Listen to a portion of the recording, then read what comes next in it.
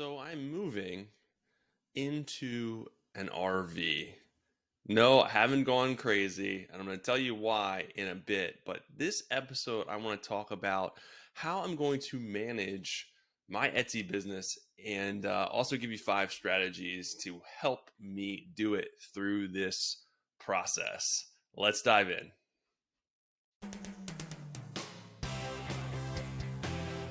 All right, guys, what is going on? Welcome back to the Handmade and Beyond podcast. Glad to be back with you guys as usual. Thanks for listening. Thanks for joining me every week to get some hopefully gold Etsy nuggets to help you with your business, to help you move forward, stay motivated, and keep you guys trucking along. So before we get started, I want to give you guys something. As usual, I like to give you guys some good stuff to use in your business so that you can continue to move forward. And a lot of people struggle when it comes to Etsy ads with deciding if they should run Etsy ads, shouldn't run Etsy ads, how to run the ads. So I have a pretty cool guide. It's an Etsy ads cheat sheet that you guys can download for free. And I put it together to give you some pros, some cons, some tips, and some really good best practices when it comes to Etsy ads to help you decide if it's right for your business. And then if you decide how to actually run them and some best practices and some tips so that you can run them effectively and hopefully continue to make profit in your business. So you guys can get that at handmadeandbeyond.com/Etsy ads. Download it for free. Go to that link. I'll include it below as well. All right. So today I want to dive in and talk about how I'm going to manage my Etsy business and really be able to continue to do the day-to-day stuff from an actual RV. And you're probably like, why in the heck are you moving into an RV to begin with? This doesn't sound like it's something that's going to really work too well. Well, here's the deal. I'm selling my house and we are moving into a cheaper area because, as you know, the housing market is really crazy. But the problem is we are going to build a new house and it's going to take at least 9 months. They tell us 9 months. It's probably going to be closer to a year because we still got to deal with shortages, the holidays. So who the heck knows what is going to happen in the next year? But we're going to find out, right? So instead of renting, I figured it would be pretty cool just to get an RV and stay in that. And if we want to do some traveling, we can do that. But the caveat is I still got to run my business. I still got to make money. I'm not, I don't have it like that where I can just sit back and, kick up my feet and live the RV life completely. So I have to be able to continue to do my day-to-day stuff and be able to work. And so I'm using some family members' garage so I can do my printing because as you know, my main business is, I sell graphic T-shirts and clothing and all that stuff. So I need to be able to screen print. So I am going to be able to use their garage for that. But it's the business, the other type of stuff, the online stuff, which I'm going to be actually working out of the RV. And making sure that I can continue to do that stuff. So I want to give you, that's kind of the why behind the why, so you don't think I'm going loony or nuts with what I'm telling you here. So it's a really kind of interesting time. It's very stressful, self-induced stress, I admit. A lot of moving parts, a lot of juggling. After this, I may join the circus and become a juggler because I'm juggling balls all over the place, trying to keep things straight, keep things in order. There's a lot of moving parts. And more to come on that. I'll keep you guys posted with how that's going. I'm sure I'm going to have episodes and other stuff, other content when I'm actually in the RV and living out of it. And we'll see how great it actually is. But I want to give you really today 5 strategies that I'm going to follow. I've thought this through, and I'm going to continue to follow these strategies when I am working and move into the RV to help me manage my business. And how I came up with these strategies is based on the old adage, the best predictor of future behavior is past behavior. These strategies are things that I've implemented in my business the last several years already, and have really attributed to, I think, my success and my growth. So why would I steer away? Why would I come up with new stuff just because the scenery is going to change, just because I'm going to be in a different location? So I'm going to continue to focus on these strategies. And I thought this would be a really good episode for you guys too, because maybe this is stuff that you want to implement into your business to help you guys out, to help you continue to grow and move things forward. So that's why I wanted to do this episode and give you guys these strategies, and also for myself to remind me, stick to the plan. Do not diverge from the plan just because things are going crazy. Things are, getting stressful. Continue to move forward. Continue to stick to the plan. So the first thing that I'm going to do is make sure that I have a designated workspace. And now, obviously, I have a home office. I'm not going to have that in the RV, but I am going to put a small desk and have a designated workspace. Because if you don't have a designated workspace, things doesn't feel complete. It's really hard to get into the groove, and stay motivated and stay focused. Sure, I could take my computer and I could, sit outside, or I could, sit on the couch, or take it other places, and I do those things, but it's, I think, important to have a designated workspace where your mind knows, this is where I go to get work done, this is where I go to stay focused, this is where I go to keep everything together for my business. So I already have that planned out. That was in my mind, when we got the RV. Where am I going to work? Where is my workspace going to be? That was probably one of the first things that I thought about. The next one, and this is a big one, probably the biggest one, is stick to a schedule. You guys should have a schedule already for your business, a weekly plan that you should be sticking to. One of the biggest struggles that I had early on when I left corporate America to do my Etsy business full time was I had no schedule anymore. I was so used to coming in every day and having a schedule laid out for me, have meetings scheduled, have different things that I had to do, that it was kind of something I didn't think about. Of course, I schedule my own meetings and manage my own day, but it's different when you're in control, complete and utter control of everything. You're not sure what to focus on.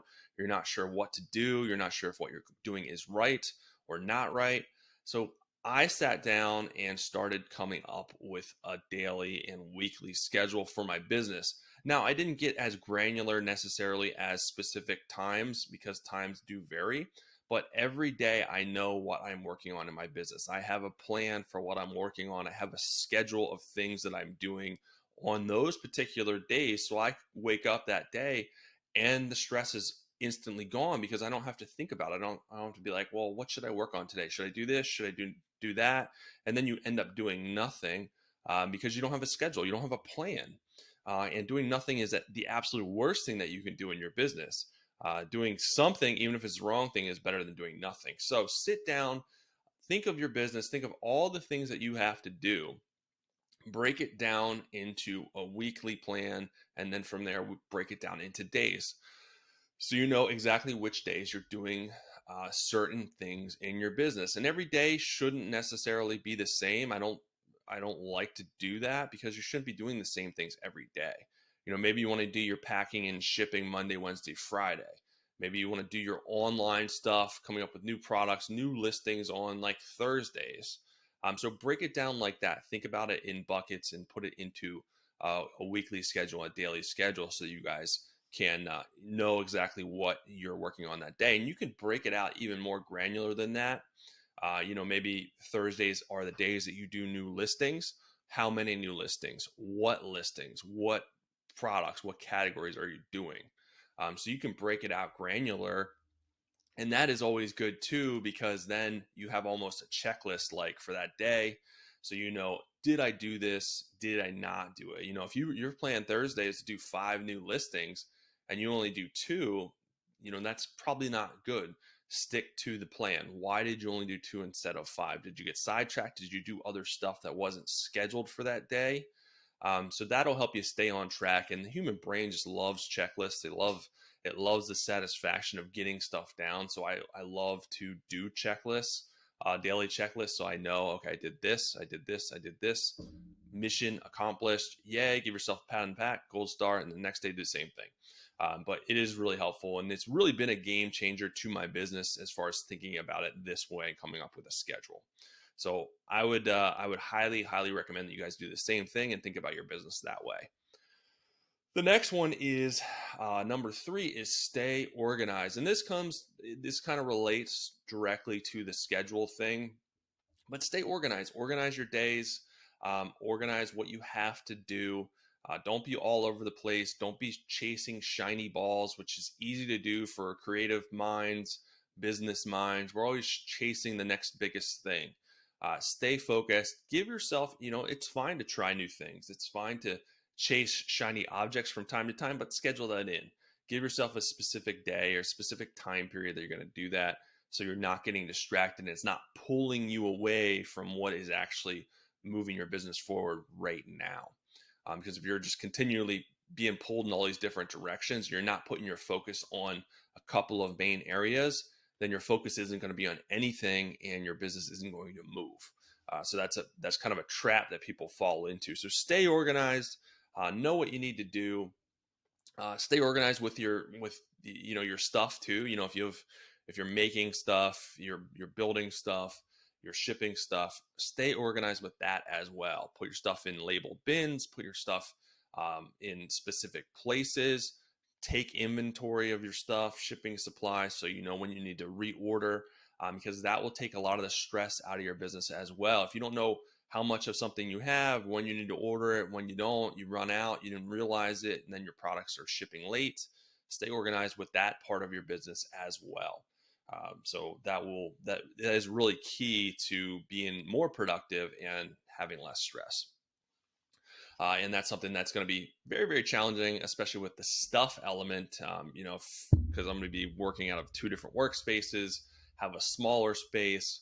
So I'm going to have to really, really focus on staying organized with my digital stuff and my physical stuff for sure. Number four, and this is going to be a big one for me, is don't wait to try new stuff or make significant progress in your business.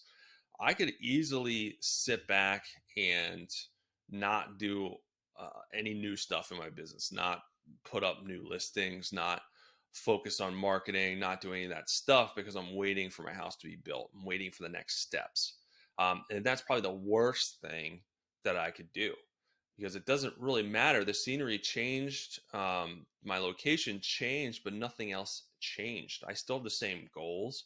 I still want to grow my business. I still want to make money in my business. I still need to. So more now than ever, I need to focus on my business, on moving it forward, trying new stuff, continuing to do the things that I need to do to move my business forward and not take a step back. That would be the absolute worst thing that I could do, is fall back because of what is happening. And I think that's a trap that a lot of people fall into, is they use the life gets in the way thing, and it really prevents them from moving forward, whether it's actually getting their Etsy shop or handmade business open, or taking it to the next level, or trying something new. It's like, well, I have this thing, or I don't have time, or I don't have money, or I don't have this, I don't have that. So it's easy to make those excuses. It's easy to let life get in the way. But those things are always going to be coming your way. As an entrepreneur, you have to continue to push through and not let the life stuff get in the way. That's the difference between successful business owners and not successful business owners, is they know that stuff will always be there, but they have to find the time. They have to work through it and do the things that are necessary to move the business forward, not sit back and make excuses, because you're never going to get anywhere if you do that. And it's easy to do. I get it. You're busy, you get families. It is hard. I'm not saying that it's easy to do. I'm just saying that it is a decision that you have to make, and it's something that you absolutely can do, but it comes down to the choices that you're making, whether you want to dedicate that time, that focus to your business or not. So when there's as cliche as it is, when there's a will, there is a way. You'll find a way, if you have the will to do it. So that is number four, and that's going to be something that I'm going to be waking up in the mirror in the morning, looking in the mirror and telling myself every day, I'm sure, because it's going to be distracting. Life is going to be trying to get in my way, but I'm not going to let it. All right. Number five, and this one's the easy one, right? This is have fun with it. I'm sure I'm going to have some fun. This is going to be an adventure, but just in general, business is an adventure. Owning your own business, running your own business is an adventure, and I think it's easy to let get stressed out and focus on the lack of non-success that you're having uh, when you should be focused on the progress that you've made. Don't compete with other people, compete with yourself. If you're better today than you were yesterday, if you made progress in your business, then you're doing good. That's all that counts. Little baby steps, little bits of progress every single day add up a lot. They add up to huge progress, but you have to be consistent, and that's what a lot of people forget, is to take those little progress steps each and every day. We're so used to the instant gratification. We want to open our business and have $100,000 in sales, and it doesn't work like that. It's not. You got to stop looking at people's Instagrams, these so-called entrepreneurs Instagrams that are overnight successes. It's a facade. So focus on you, focus on what you're doing. Don't compare yourself to others, and have fun with your business. Enjoy what you're doing. Don't let it suck the joy out of what you're doing just from the lack of success, or where you feel like you're not at where you want to be at. Don't let that suck the joy out of the reasons why you decided to open your shop and start your business. So remain focused on that. Remain focused on your goals. Remain focused on the why, and that should hopefully help keep you having fun. Because if you're not having fun, what's the point at the end of the day? So that is it, guys. Those are the 5 things that I'm really going to focus on these next however many months when I am on this crazy journey that I decided to do. And I'll keep you guys updated and posted. I have a lot of stuff planned that I want to do with this, just continue to have fun with it, like number 5, like I said. So I will let you guys know for sure. And if you haven't already, make sure you go and get that ads cheat sheet. Like I said, it's a cool guide for you guys to follow. Hopefully it helps you out based on the things that I've done as far as Etsy ads goes. But you can get it at handmadeandbeyond.com/Etsy ads. And if you like this episode, give me a like, share, follow, wherever you're watching it. I'd appreciate it. A review, whatever you want to do to help me out, to help me reach more sellers. That's it, guys. I'll be back soon with another episode for you guys. Have an amazing rest of your day.